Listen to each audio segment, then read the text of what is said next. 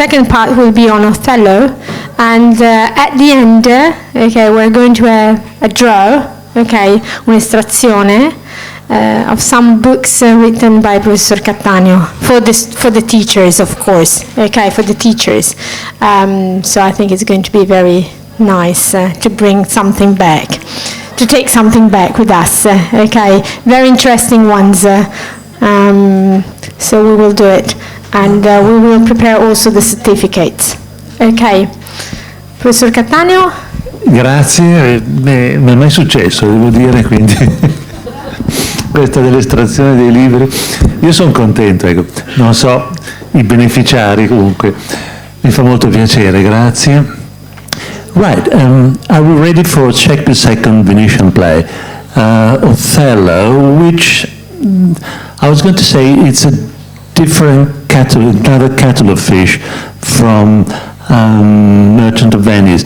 Not so much really if we take up again our starting point.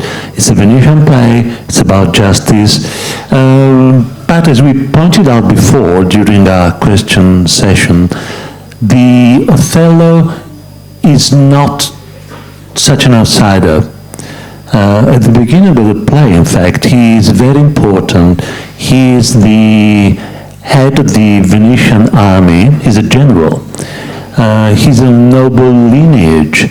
He's from Africa, but he takes his descent from, well, noblemen or kings. It's never quite clear.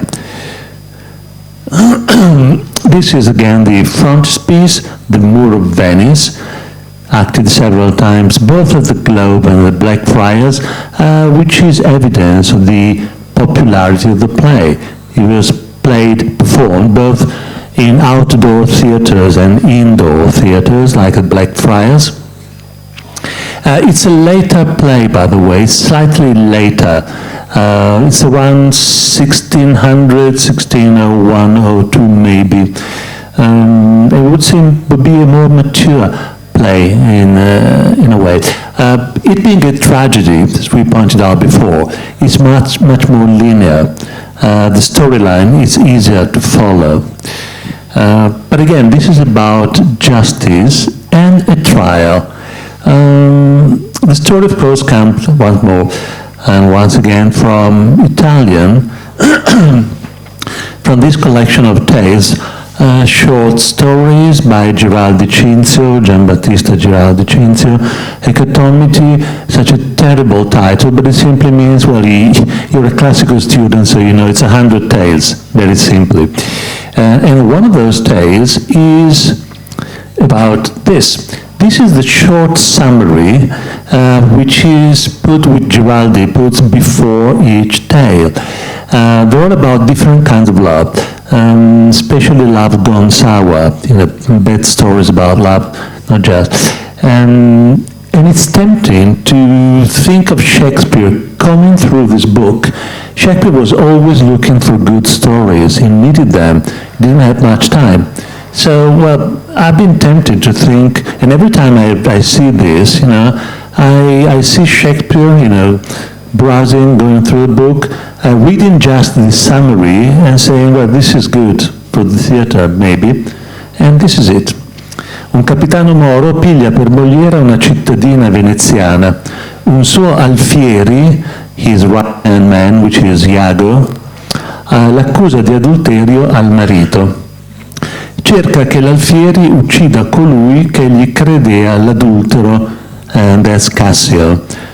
Il capitano, not the general, the Moor, uccide la moglie, è accusato dall'alfieri, non confessa il moro, ma essendovi chiari indizi è bandito. E lo scellerato alfieri, once more Iago, credendo nuocere ad altri, procaccia a sé la morte miseramente. Quite clearly, this is Othello. The handkerchief is here, not in the summing up, but in the tale, and many more things, but quite clearly, this is not 100% Othello.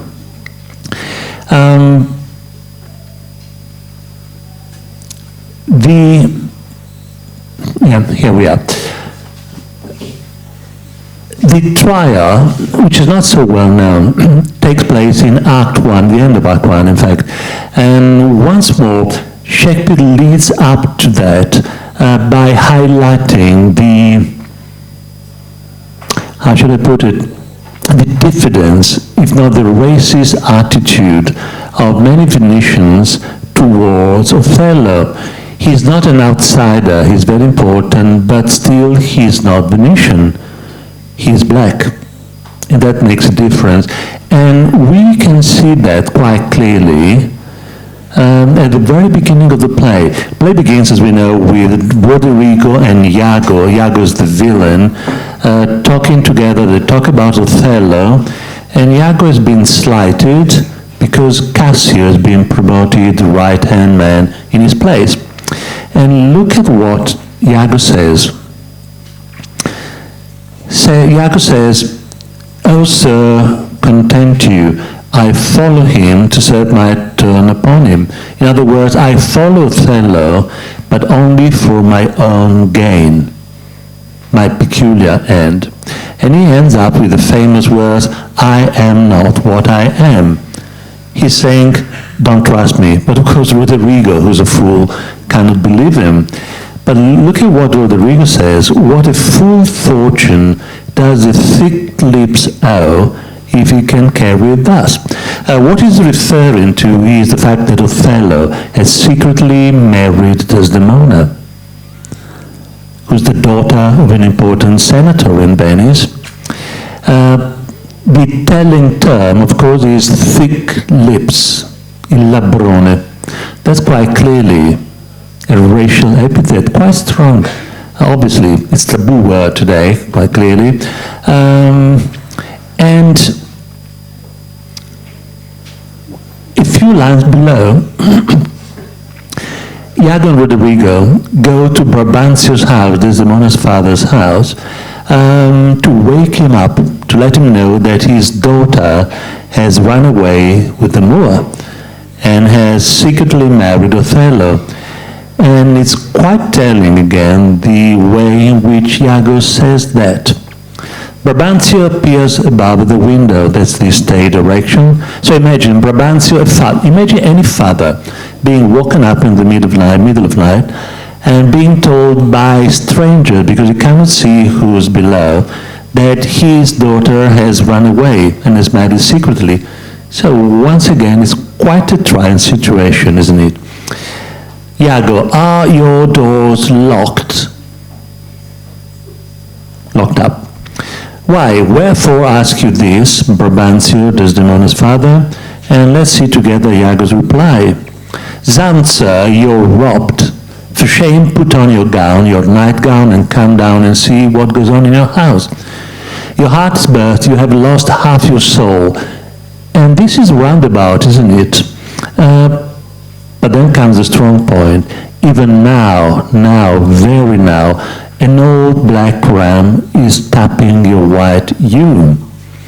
Un vecchio, lo traduco in italiano perché è importante, un vecchio montone nero sta montando la tua bianca agnellina. And there will be many more instances of this in the play. So, for the time being, they're not told in Othello's teeth, not in his face. He's still respected. They're acting, with the shroud of night. But later on, it will become quite obvious. And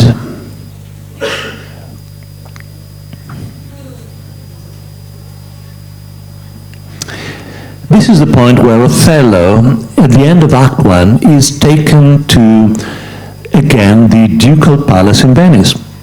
Why the ducal palace? Because that's where the doge or duke and the senators are.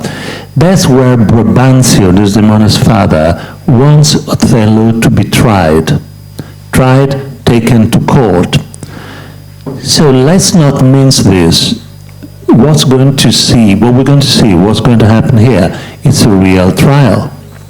As we can see here, Brabantio keeps saying or shouting or crying out, My daughter, oh my daughter. And mind you, this reminds us of Shylock. Shylock says the same, my daughter, she's run away. And Duke of Venice asks Dad, the way he says it, to me, yes, to me she's dead, my daughter. She's abused, stolen from me, and corrupted. Now, the fact that she's stolen might be in line with any father learning that his daughter has run away. But Brabantio accuses Othello of having abused, that's a strong term, having corrupted, and using witchcraft. Why? He says it quite clearly. Because it's not credible that a young, beautiful Venetian girl like Desdemona would go to what he calls a sooty bosom, un petto fuliginoso, once more, such a thing as thou. She cannot have married a black man. There must be magic, or you must have corrupted her some other way. And this is where the trial starts, because this is a real trial. Let's not forget this. Act 1, Scene 3. We have a plaintiff, who's also prosecutor, who's Brabantio, the father of Desdemona. Othello is clearly the defendant. He has to defend himself.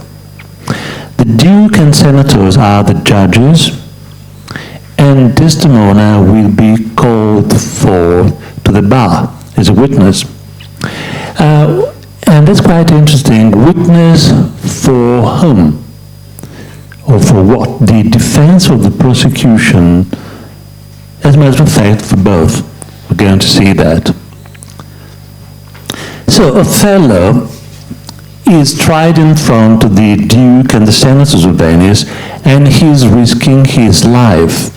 Something which has to be taken into account, obviously. It's a real trial, and the penalty, if he's found guilty, is life. And he's in an awkward position, isn't he? Let's imagine, let's put ourselves in Othello's shoes. He has to defend himself, and at the same time to tell the jury how he came to love Desdemona, and how Desdemona came to love him. Because we haven't seen that in Shakespeare's text. And he begins by admitting his fault, if you look at that. Most potent, grave and reverend signors, my very noble and approved good master, the usual captatio benevolentia, very well known, he admits to having married Desdemona. That I've taken away this old man's daughter, it is most true. True, I have married her, but that's all he's done. And if you look at the next quote, he says to the senators and the Duke or Doge, I will tell you now what drugs, what charms, what conjuration, what mighty magic, notice what, the iteration, very rhetorical. For such proceeding, I am charged withal, I won his daughter. Now, both proceeding and charge are, of course, technical terms, legal terms. This is a real trial. And he's saying, her father says that I've used drugs, charms, incantesimi, conjuration again, magic. Otherwise, it's not believable that the young white woman might have gone with the old black ram. Because, by the way, Othello is much older.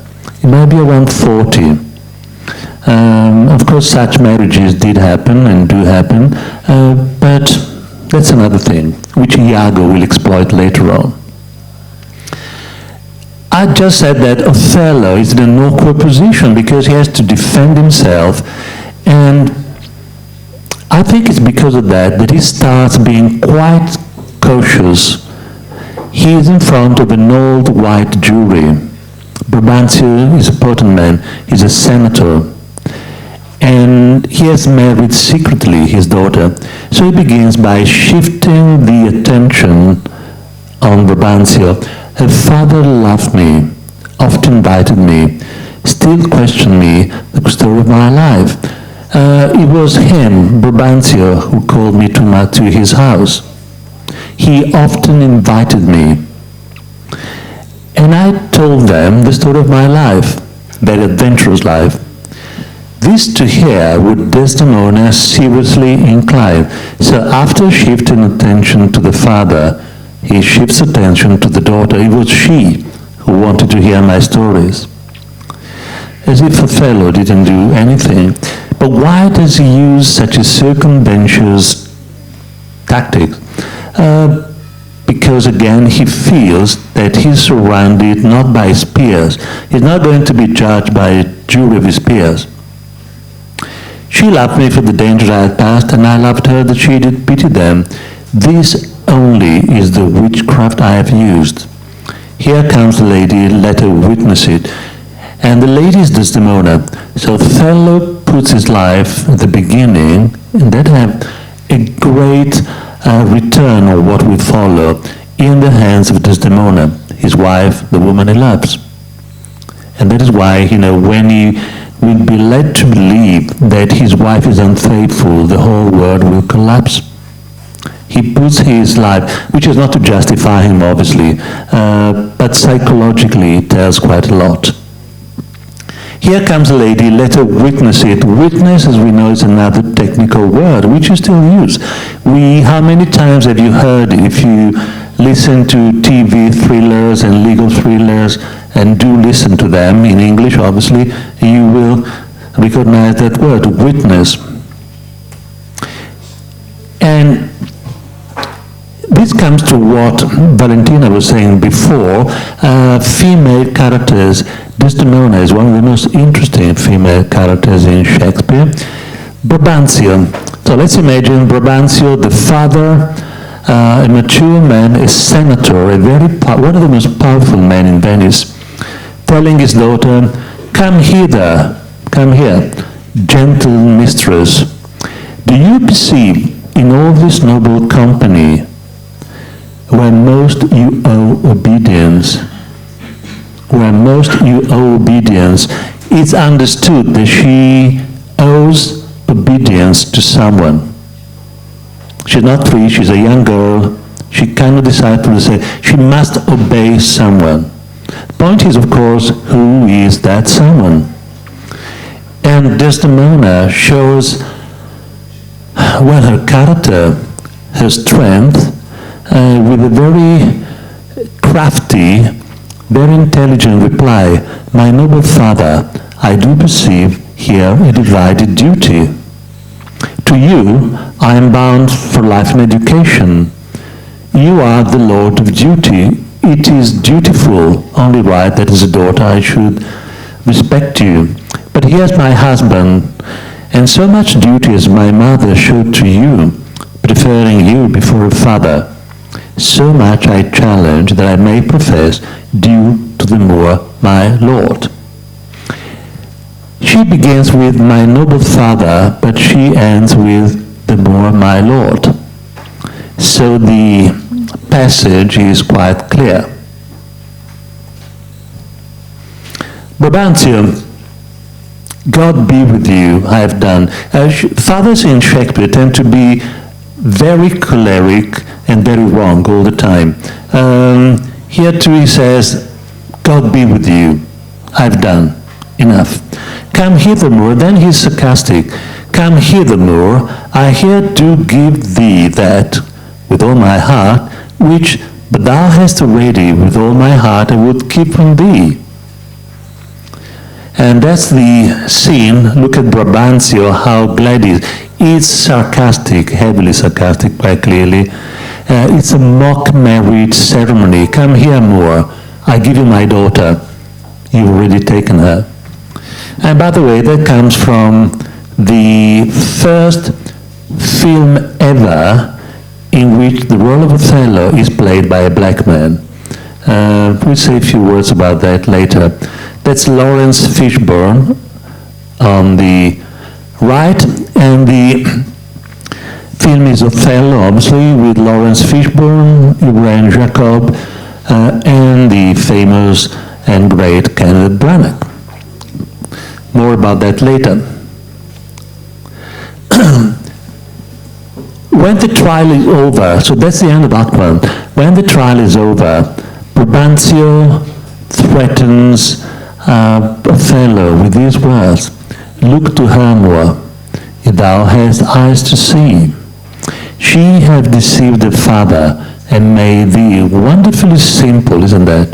Very rhetorical. "She has deceived her father, me, and made thee, Othello, my life upon a faith," which is again what will happen later on. When her faith is being questioned, and is such a gull as to believe that, such a fool as to believe that, his life collapses. And these words by Brabantio will resonate in his mind. And I believe that not all performances show that, depends really, but I believe that in a good performance of Othello, Iago should be listening. Iago's always nearby, should be listening to this and remember this later on.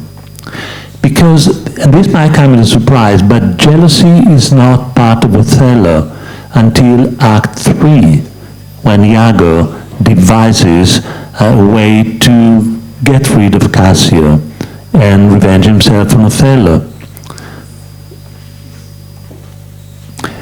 Because Act 2, 3, 4, and 5 of Othello do not take place in Venice, but in Cyprus.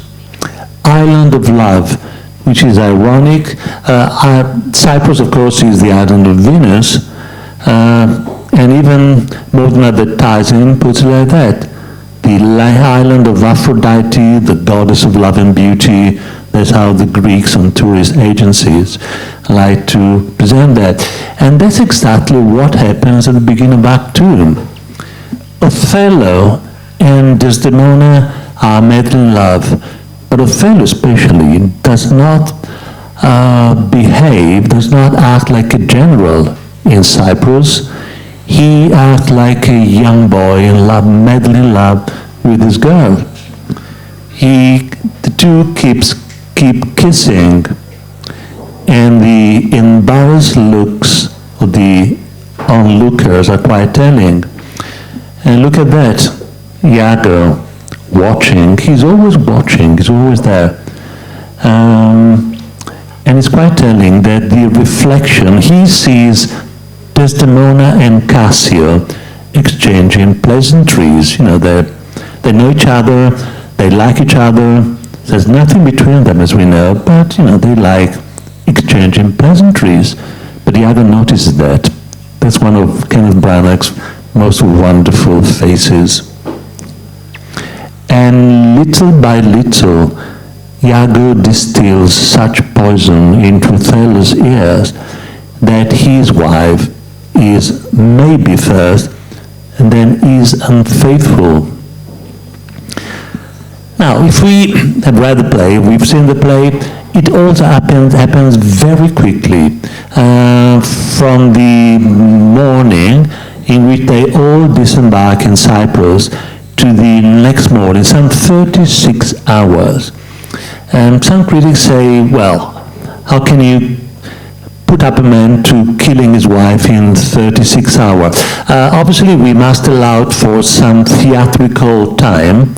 So the theater has its own times, as we know, as films have, actually, or fictions too. Well, fiction a bit less. But Shakespeare relies on two important things, two very powerful motives. On the one hand, he knows very well, and he shows very well, that the mechanism of jealousy is sudden. When you may become jealous in a second, as in Othello. Iago says, I don't like that. What's that? Cassio going away from Desdemona. They did nothing. They are not doing anything. But Iago says, I don't like that.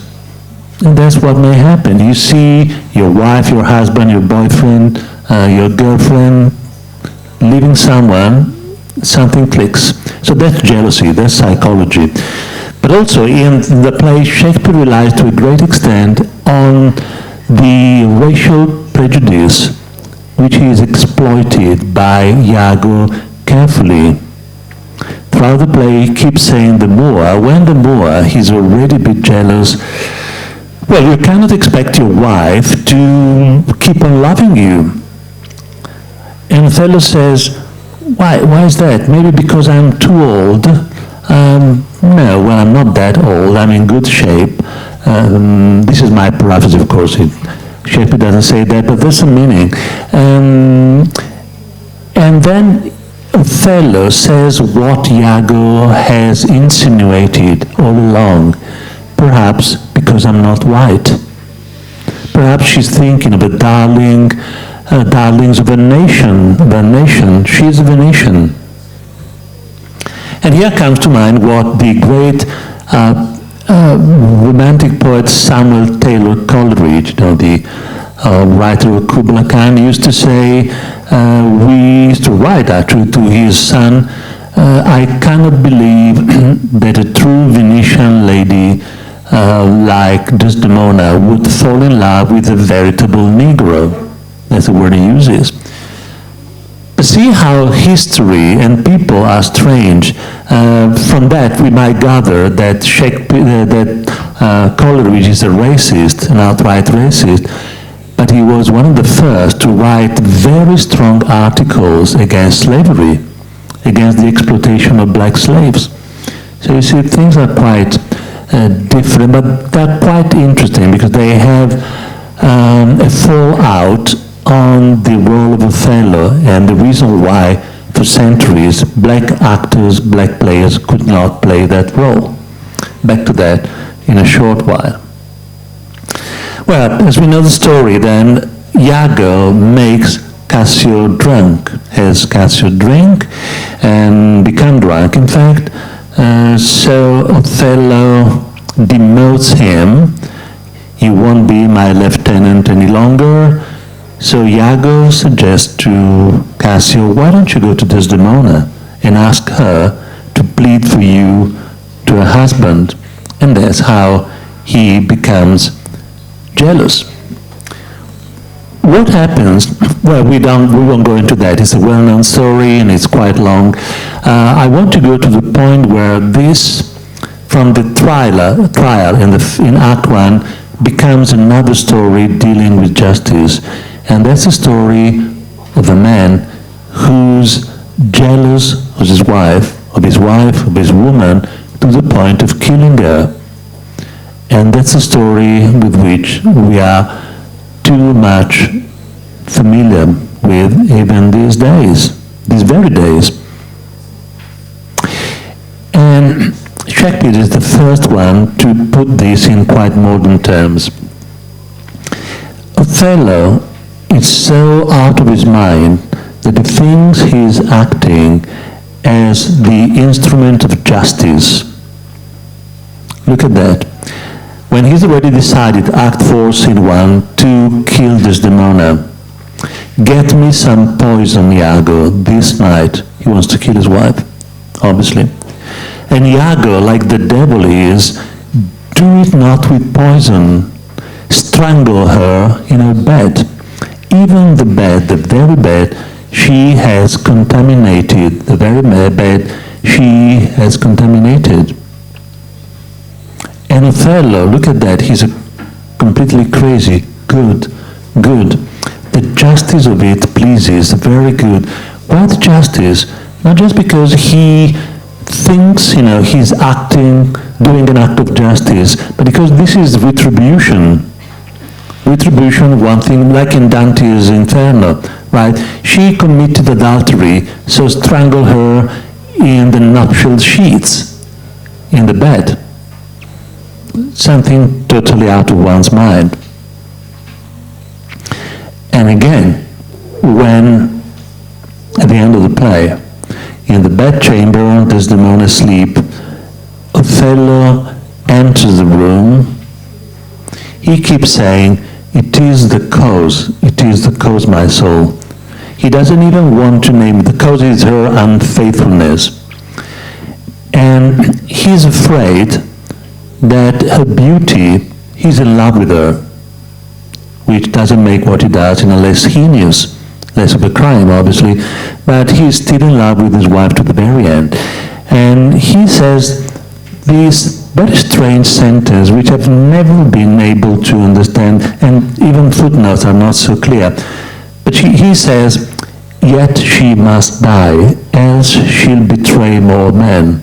I don't know what you think of that. Well, to me it seems as if, well, the explanation that comes to mind in my case is that he's thinking of Desdemona's betrayal, which is not real, by the way, but that's not so important, as something that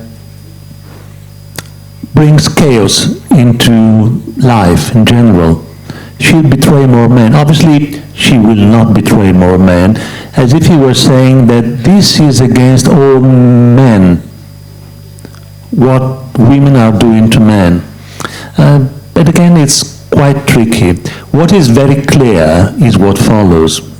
Let's see it together. He kisses her, still in love with her, and remarks that she has a beautiful breath, a balmy breath, that does almost persuade her lips, justice to break her sword. And we do remember, obviously, that one of the attributes of justice is the sword. But what is the other attribute? Scales. The point is that Othello only thinks of himself as a sword. He doesn't weigh evidence. If it done, Desdemona would have never died. And that's the tragedy of both Desdemona in the first place, and in the end also Othello. Very briefly, but Elizabethan domestic tragedies were not uncommon. This is, for instance, A Woman Killed in Kindness by Thomas Heywood, very good playwright, in which an unfaithful woman, or would-be unfaithful woman, is kept in a house all by herself. She doesn't see anyone, she cannot see anyone. She's just fed with water and bread and a few more victuals, nothing else. So that's like in life sentence. That's a way to kill with kindness. Obviously kindness is ironic. She's not strangled like Desdemona, but that's another way to punish an unfaithful woman. And this one is based on a real tragedy, Arden of Faversham, something which was in law courts at that time. Just if one were interested in this case. But of course Shakespeare brings the psychology of jealous husbands, of jealous men, to the core of his play, something which the others don't. Briefly, in closing, but quite interestingly, how black was Othello? Why do I ask this? Because for centuries, and especially in the 19th century and early 20th century, people were discussing, well, was Othello real black? Was Othello an Arab? To me, the question, the answer is, he was not white. That's the important thing for this story. This is what might have been the model for Shakespeare's Othello, because this is the portrait of the Moorish ambassador to Queen Elizabeth in 1601, the very years in which Othello was written. And we know that Shakespeare's company was at court during the visit of the ambassador. As I said before, this is the first black ever on screen to play the part of Othello, 1995, which is not today, not yesterday, but not so far away, is it? And this is again Lawrence Fishburne, very black, isn't it? I mean, the way they show him is almost like a rapper. This is the white American actor John McCullough as Othello in 1878. He does what is called technically as black up, so he just painted face. And for centuries and up to very recently, that was the only way Othello could be staged. Black actors were not allowed to perform.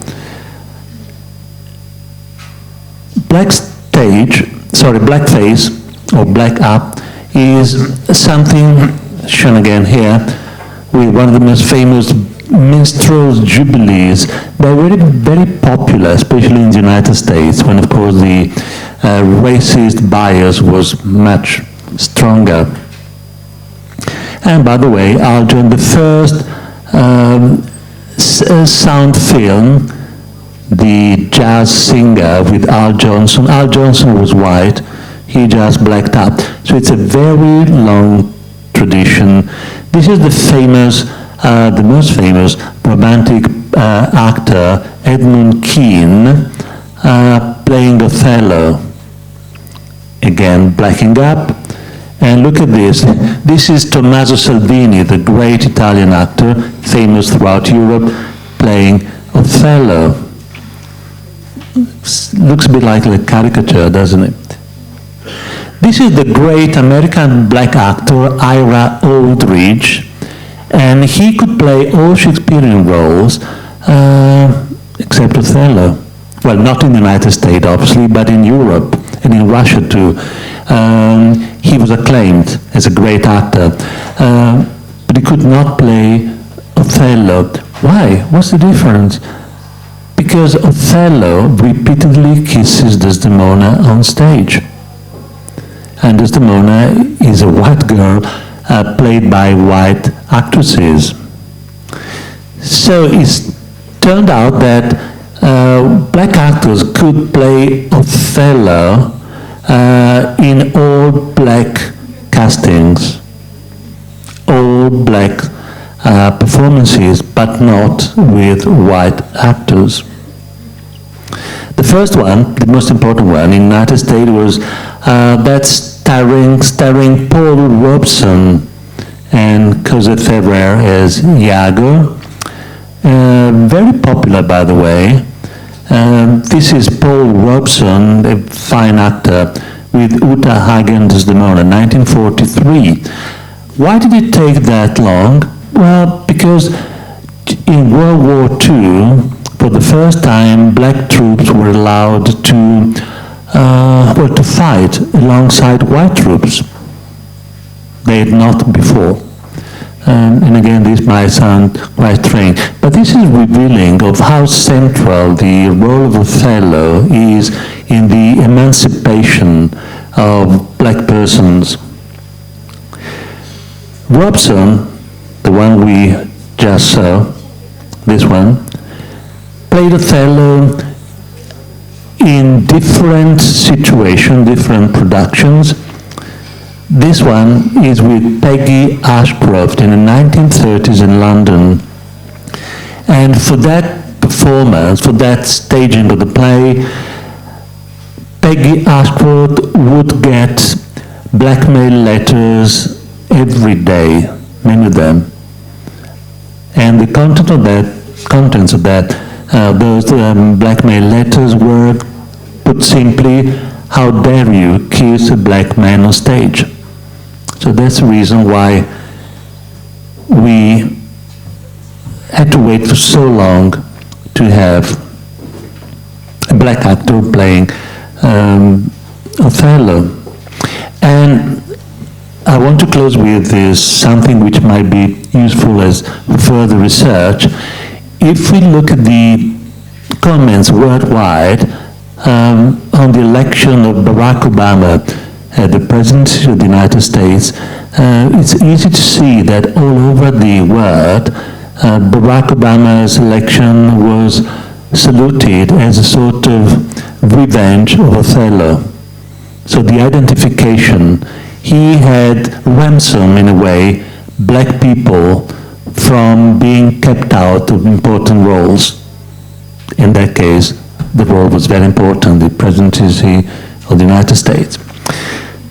Right, this is a long, long story which might go on for a long, long time, but we've been going on for quite a while. So Any questions? Again, Italian, English?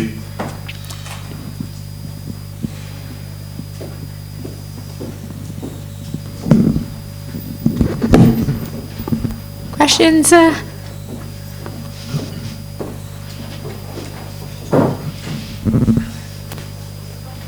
Come no?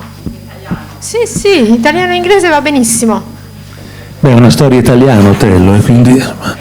Oltre alla causa, no, della grande eredità rinascimentale che c'è probabilmente dietro a questa passione che Shakespeare ha per l'ambientazione italiana, ci sono altre motivazioni che hanno spinto l'autore inglese ad ambientare così tante sue opere in Italia? In Italia? Beh, se la domanda mi vuol spingere a parlare del Shakespeare italiano o meno, quello apriamo un altro cassetto. No, fuori senza scherzi. Dunque l'Italia era ovviamente nelle menti degli elisabettiani, come in tutto il Rinascimento, cioè Italia vuol dire Rinascimento.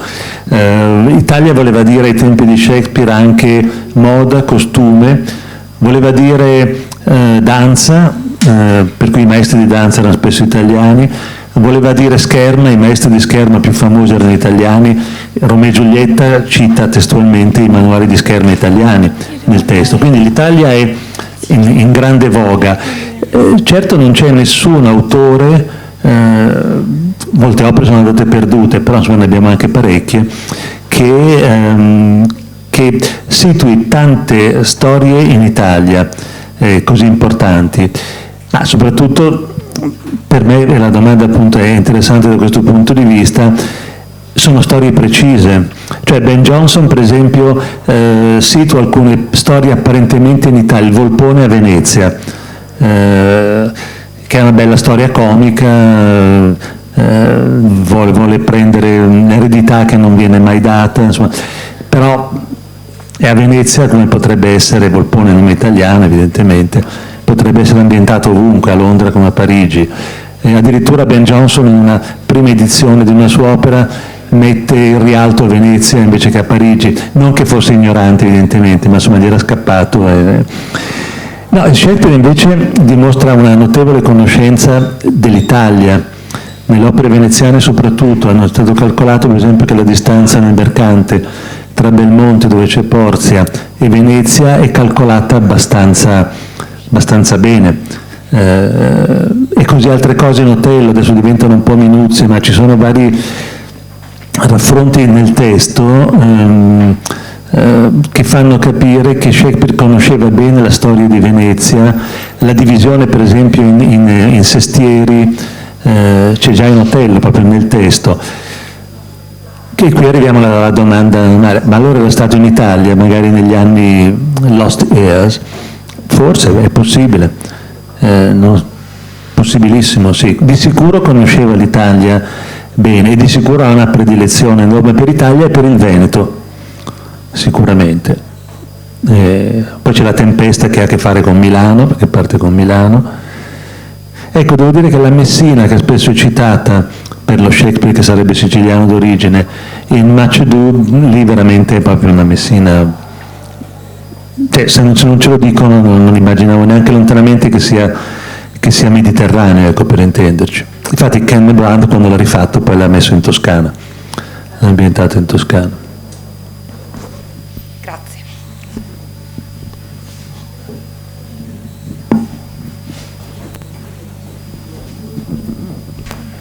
Buonasera professore.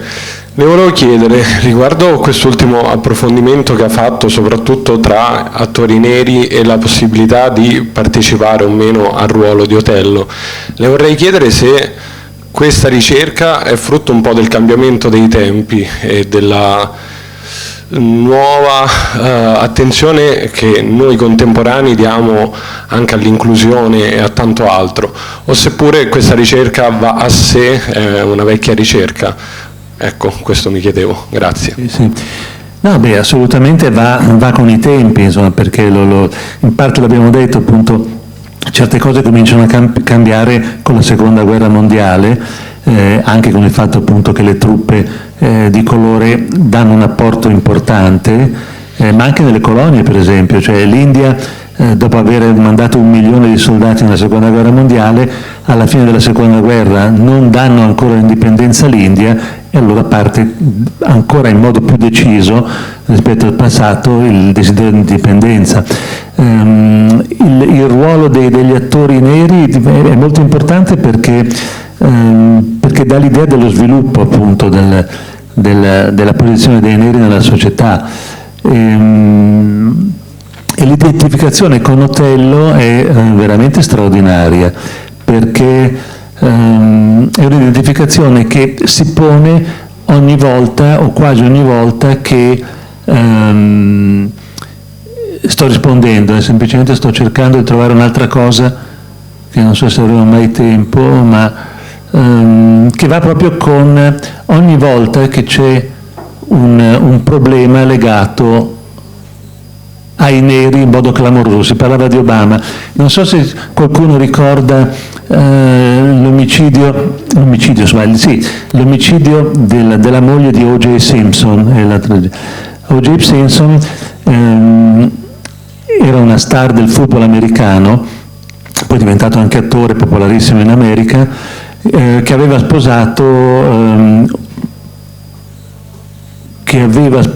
Nicole Brown. Poi separati, anche sembra per le percosse del marito, un uomo violento, e al centro c'è un omicidio, che è quello avvenuto nel 1994 a Brentwood, un sobborgo di Los Angeles, in cui viene trovata Nicole Brown morta insieme a un bianco, forse era il suo amante, forse no, forse era solo un amico, Ronald Goldman, 25 anni, bianco, entrambi quindi bianchi. Non ci sono testimoni, però subito i sospetti cadono sul marito, sull'ex marito O.J. Simpson, proprio perché fatto del passato di violenza coniugale. È l'unico sospettato, anche perché era l'unico che forse poteva entrare in casa senza effrazioni particolari. Al momento in cui scoprono il crimine, cioè i cadaveri, Simpson è a Washington. Sembra si sia nel sapere la notizia, rompe un bicchiere e si ferisce la mano, però quando vanno a processo la difesa dice ha rotto il bicchiere per lo shock della morte della moglie, l'accusa dice no, invece si è fatto male nel corso dell'omicidio. La cosa è diventata anche famosa perché Simpson per un momento collabora, poi fugge a un certo punto, non poteva muoversi ovviamente, sulla sua White Ford Bronco. Lì, se riuscite a vederlo, si vede lui proprio, sembra un film americano, cioè è un film perché questo viene ripreso in diretta in tutti gli Stati Uniti d'America, ci sono 100 milioni di persone che guardano questa fuga, anche per quanto è famoso. Cosa c'entra con Othello?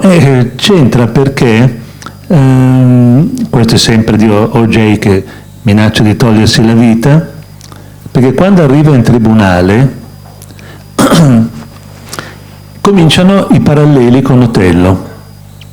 Allora può sembrare strano, eccessivo, ma fin dall'inizio i giornali, la televisione cominciano a parlare di questa storia, il nero famoso che ha ucciso la bianca, l'ex moglie, per gelosia, perché pensava che fosse l'amante di Ronald Goldman, viene paragonato a Othello.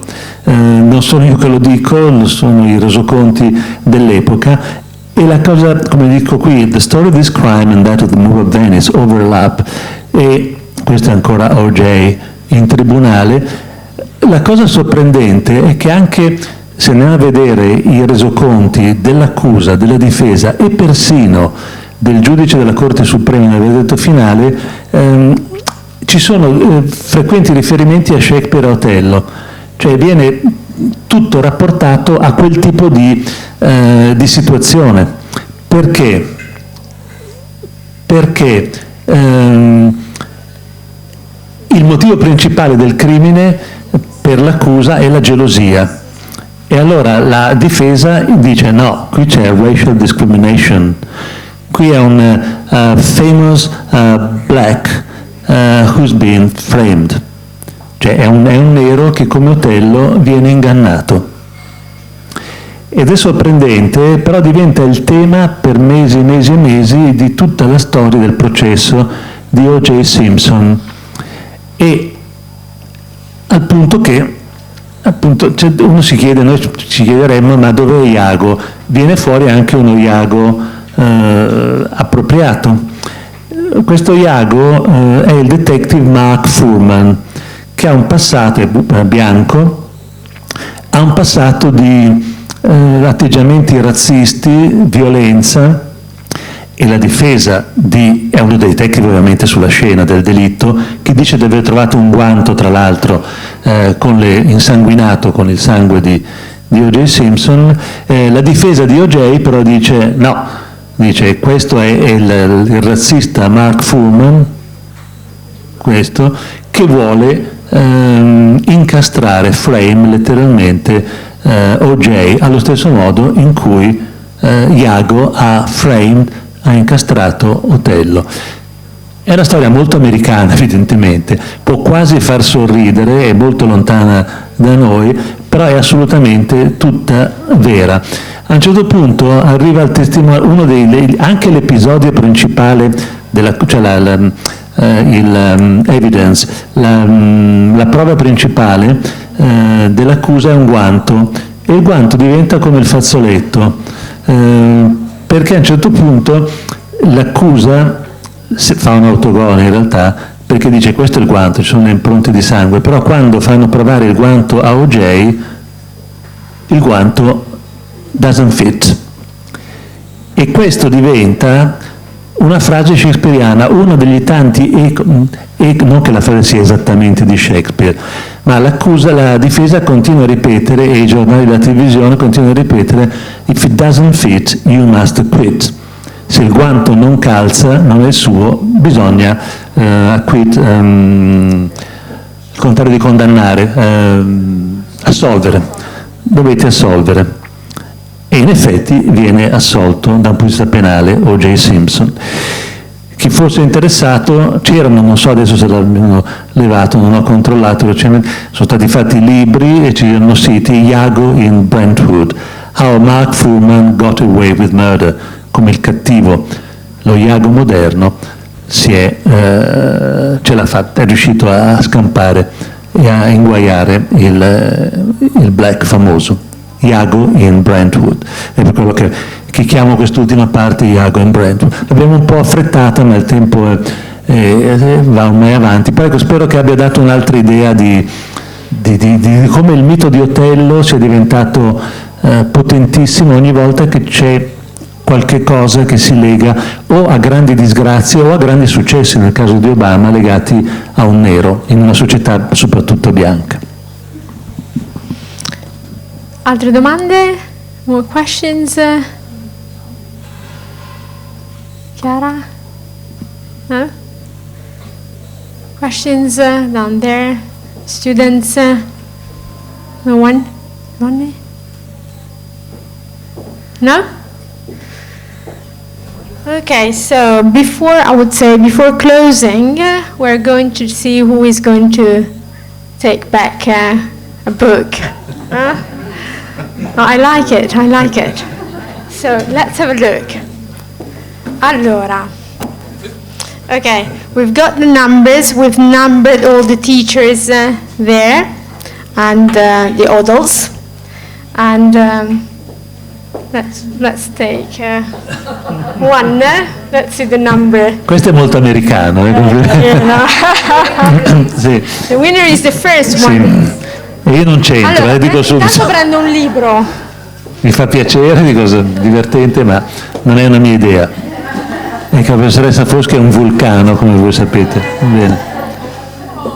Oh, we're going to have it signed by Professor Cattaneo.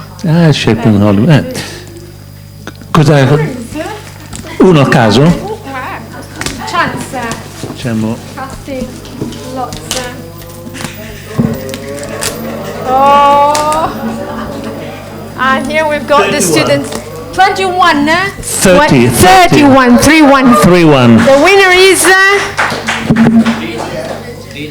Elisa Di Gelso. Ce l'abbiamo? Non c'è? Ah, another one. She's left. She's left.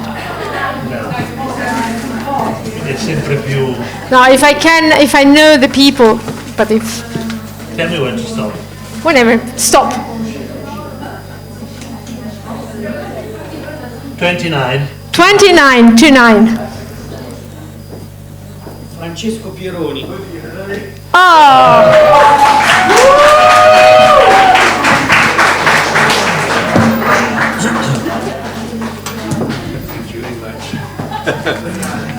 Grazie. Lo darò alla moglie. Sì. E a Ludovica. A Ludovica? Sì, che è qui con noi.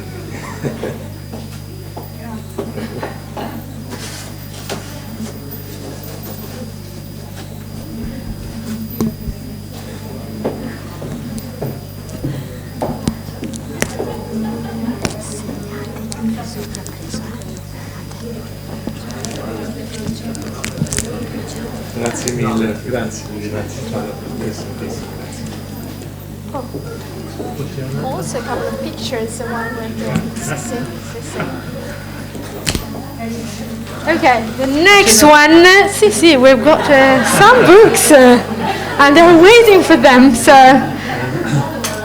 Shakespeare l'amore. So, please, is yours.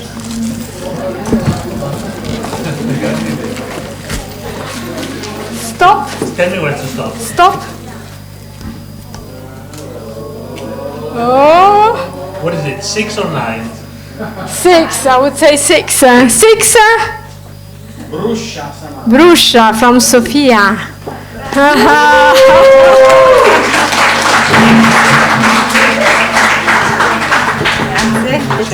Piacere, grazie. Sofia? Samantha. Samantha. No, Sofia, because she's one of the teachers who registered on Sofia platform. Di solito sono fortunata. Molti H, sì. Samantha, sì. Samantha. Grazie.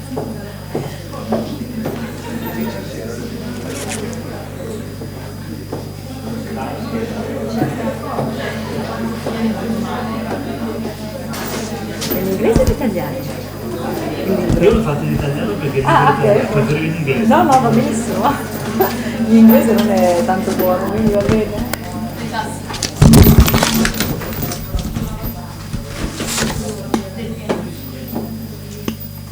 Grazie mille. Dunque, mi spiace, non ho altri libri, non ho scritto altri. E quindi... c'è ancora. Sì, ne abbiamo un po'. Beh, devo dire che è la presentazione più originale che abbiamo fatto in tanti anni. Complimenti. Allora, the third one.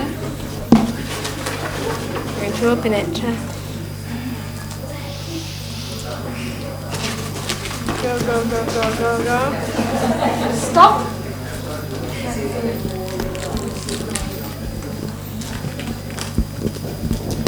Eleven. 11. Is it me? No, take another one.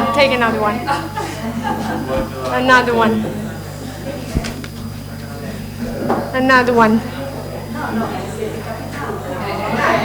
No. Choose another one. So pick another one. It's yours. 21. Paola? Belloca. She's left. Okay, another one, she's left. Che si fa tardi. Adesso. Yes.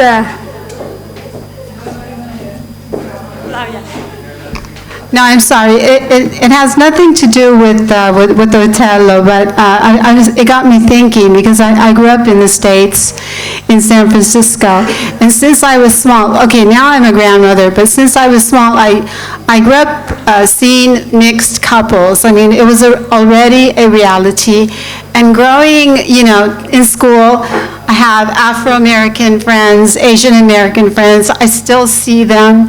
They come to Florence because they love Italy. And it's, he was talking about inclusion, you know. And for us, it's natural, even, you know, from my days. So, you know, time passes, we evolve, society evolves, and that story really got to me because, you know, it's kind of emotional. Yeah, sad. Thank you. Thank you. Thank you. Absolutely. 13, 13. Petroni Angela. Okay, we'll keep it. We'll keep it. No, we're not. Okay, next one. Next one. Next one.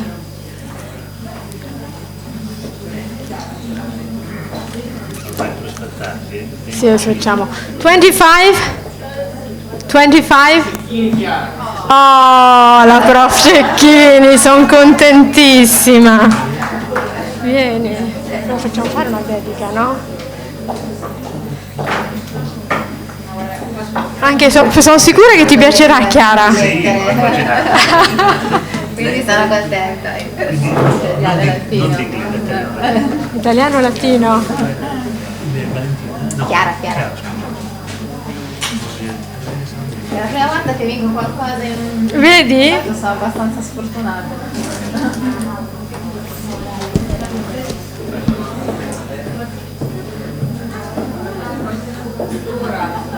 Lo vediamo. Giulia. Io faccio il tifo, Giulia.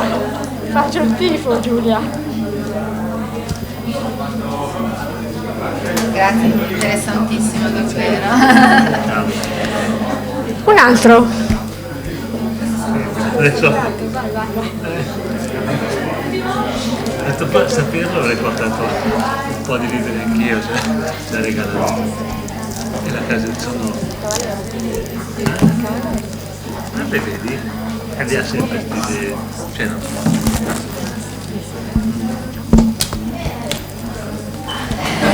Solo che ormai a questo punto non c'è rimasto più nessuno.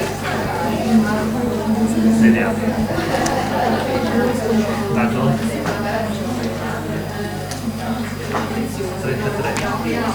33. 33. Di Toma. De Toma? Sì? Vedi, fatto una bella domanda. Bellissima domanda, quindi mi sembra meritato. Vieni! Piacere. Luca? Andrea.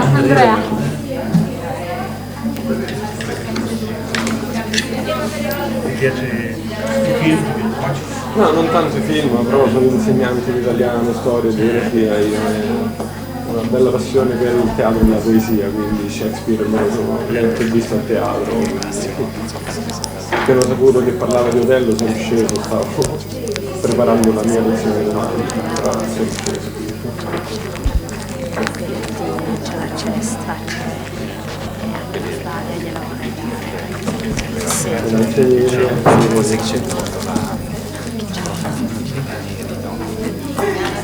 Però lei ce la fai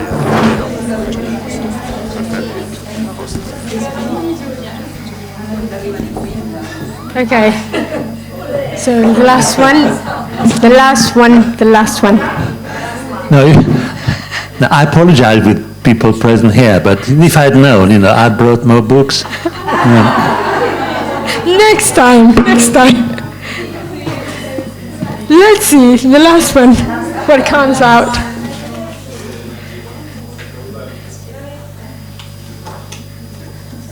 Senti. 26, who is 26?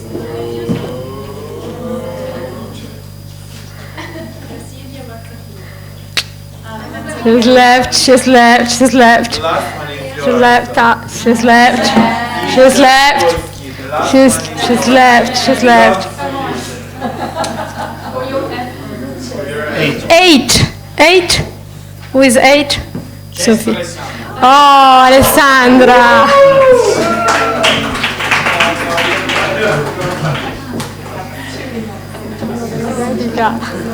Grazie mille. Alessandra.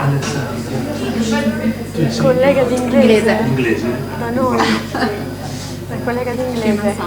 Sì, Beh, questo è sull'Othello, su Romeo e Giulietta. Sì, bellissimo. Alessandra. Sono molto contenta, Ale. Molto molto.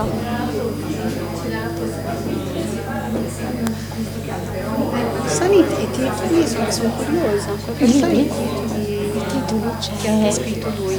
Ce ne sono tanti anche nella come si dipende, no, nell'invito che ti ha mandato, nella biografia ci sono un po' dei titoli. Ci sono un po' dei titoli. Okay, so I would say thank you to everyone for having been till the end, and hope to see you next year for the next seminars, and that's it. And I want to thank, before leaving, Professor Cattaneo, Grazie and a voi. also Marco Camilletti and Crisi Pocori, who is upstairs, the book representatives for Mondadori Education and Macmillan Education, and hope to see you again next year. Please do collect your certificates. Thank you. Bye.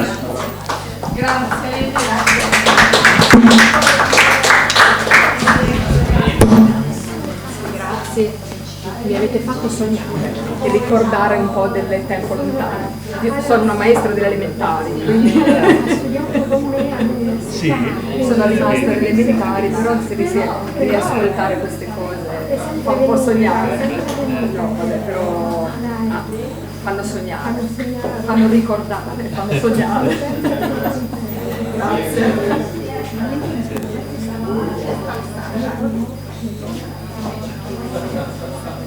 Alla prossima,